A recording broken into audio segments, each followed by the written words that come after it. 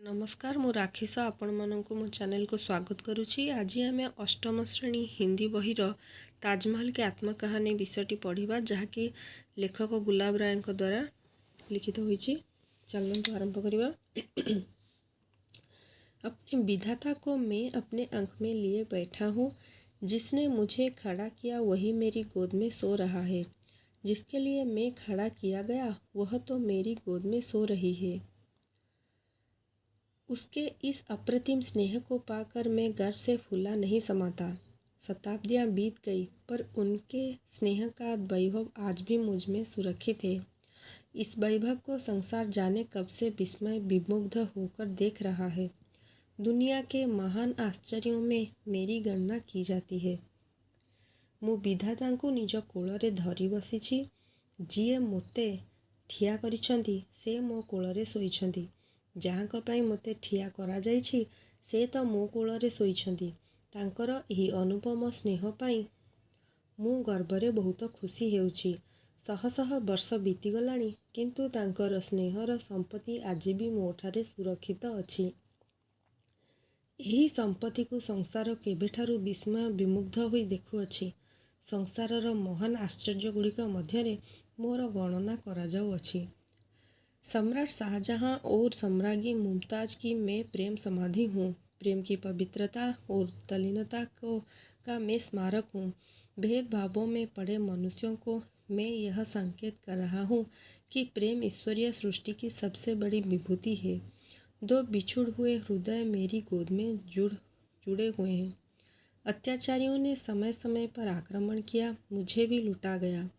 मेरे आभूषणों, रत्नों और जवाहरातों को लोग ले गए।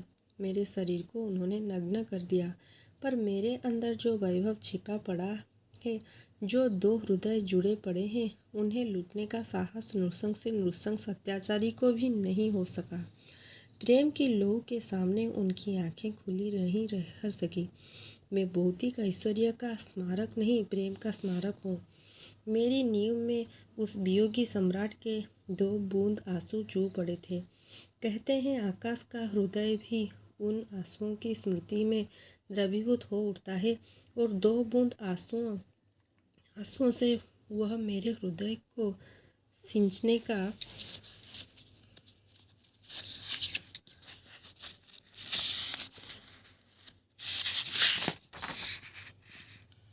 प्रतिवर्ष प्रयास करता है, पर मेरे हृदय तक उसके सभी आंसू पहुंच जाते हैं। कल्पना जगत के विश्वासों पर मैं विश्वास नहीं करता।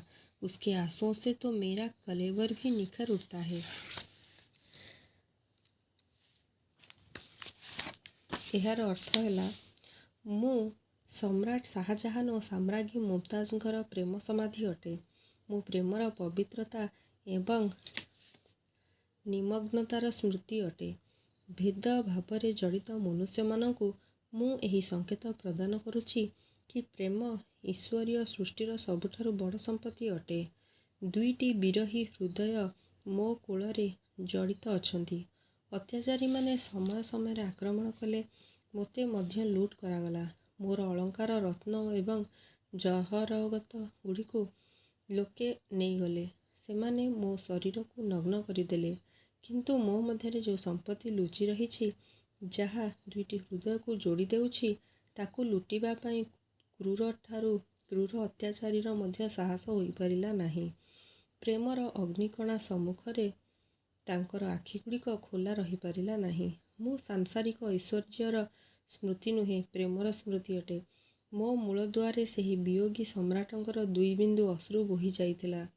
कहंती आकाशर हृदय मध्य सेही अश्रुर स्मृति द्रवीभूत होई उठे एवं 2 बिंदु अश्रु द्वारा से मो हृदय को सिंचन करिबा पई प्रतिवर्ष चेष्टा करुअछि, किंतु मो हृदय पर्यंत ताहार समस्त अश्रु पहुँची जाए।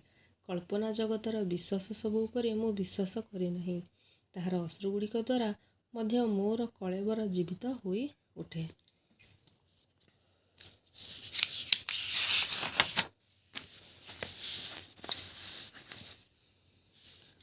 यमुना के किनारे पर मैं खड़ा हूँ। आगरे के स्नेह को मैं भूल नहीं सकता। उसे छोड़कर मैं कहीं नहीं जा सकता। योगी की समाधि की तरह मैं आगरे में यमुना के किनारे अपनी स्मृतियों को संजोने का प्रयास करता हूँ। बावली यमुना भी मेरे अतीत वैभव के स्वर्णिम दिनों को याद कर दुख से सूख रही है। वह श्यामा हो गई है। मुझे उस पर स्वाभाविक रूप से स्नेह है। हम पुराने साथी हैं। वह हिलोरे लेकर मुझे प्यार करती है, अपनी सुनाती है, मेरी सुनती है। ମୁଁ ଯମୁନାର କୂଳରେ ଠିଆ ହୋଇଛି। ଆଗ୍ରାର ସ୍ନେହକୁ ମୁଁ ଭୁଲିପାରେ ନାହିଁ। ତାକୁ ଛାଡ଼ି ମୁଁ କୁଆଡ଼େ ଯାଇପାରୁ ନାହିଁ। ଯୋଗୀର ସମାଧି ପରି ମୁଁ ଯମୁନା କୂଳରେ ନିଜର ସ୍ମୃତିଗୁଡ଼ିକୁ ସମ୍ଭାଳି ରଖିବା ପାଇଁ ଚେଷ୍ଟା କରୁଛି। ପାଗଳୀ ଯମୁନା ମଧ୍ୟ ମୋର ଅତୀତ ସମ୍ପତ୍ତିର ସ୍ୱର୍ଣ୍ଣିମ ଦିନଗୁଡ଼ିକୁ ମନେ ପକାଇ ଦୁଃଖରେ ଶୁଖି ଯାଇଛି। ସେ ଶ୍ୟାମା ହୋଇଯାଇଛି। ମୋର ତାହା ପ୍ରତି ବାସ୍ତବିକ ରୂପରେ ସ୍ନେହ ରହିଛି। ଆମେ ପୁରୁଣା ସାଥୀ ଅଟୁ। ସେ ଲହରୀ ନେଇ ମୋତେ ସ୍ନେହ କରେ, ନିଜର ଶୁଣାଏ, ମୋର ଶୁଣେ। कहते हैं मैं वास्तविकता का अद्वितीय उदाहरण हूँ। श्वेत संगमरमर से मेरा निर्माण हुआ। मेरे निर्माण में करोड़ों रुपए व्यय हुए। हजारों आदमियों का पेट भरा। एक युग में भी मेरा निर्माण कार्य समाप्त न हो सका। କୁହାଯାଏ ଯେ ମୁଁ ବାସ୍ତବିକତାର ଅଦ୍ୱିତୀୟ ଉଦାହରଣ ଅଟେ। ଶ୍ୱେତ ଶଙ୍ଖ ମର୍ମର ପ୍ରସ୍ତରରେ ମୋର ନିର୍ମାଣ ହୋଇଛି। ଏହି ନିର୍ମାଣରେ କୋଟି କୋଟି ଟଙ୍କା ବ୍ୟୟ ହୋଇଛି। ହଜାର ହଜାର ଲୋକମାନଙ୍କର ପେଟ ପୋଷି ହୋଇଛି। ଗୋଟିଏ ଯୁଗରେ ମଧ୍ୟ ମୋର ନିର୍ମାଣ କାର୍ଯ୍ୟ ସମାପ୍ତ ହୋଇପାରିଲା ନାହିଁ। मृत्यु शैया पर अंतिम सांसें गिनती हुई मुमताज की यही तो अंतिम इच्छा थी। उस स्वर्गीय देवी की बात शाहजहां कैसे टाल सकता था। इसीलिए तो उसकी इच्छानुसार उसकी यह बेजोड़ कब्र अस्तित्व में आई। पर यह कब्र अभागी नहीं। रात दिन इसे देखने न जाने कितने लोग आते हैं। सुदूर विदेशों से यात्री आकर मुझे देखकर अपना आना सार्थक समझते हैं। मेरे पास आकर उन्हें श्रद्धा से झुक जाना पड़ता है। उनके मनोभावों को पढ़ने का मुझे भी अवसर मिलता है। अपने संबंध में उनकी धारणाओं को देख मैं मुस्कुरा उठता हूँ। मृत्यु शଯ୍ୟାରେ अंतिम श्वास ନେଇଥିବା ମୁମତାଜଙ୍କର ଏହା ଥିଲା ଅନ୍ତିମ ଇଚ୍ଛା। ସେହି ସ୍ୱର୍ଗୀୟ ଦେବୀଙ୍କ କଥା ଶାହଜାହାନ କିପରି ଟାଳି ପାରିଥାନ୍ତେ। ଏଥିପାଇଁ ତାଙ୍କ ଇଚ୍ଛା ଅନୁସାରେ ତାଙ୍କର ଏକ ଅଦ୍ୱିତୀୟ କବର ରୂପ ପାଇଲା।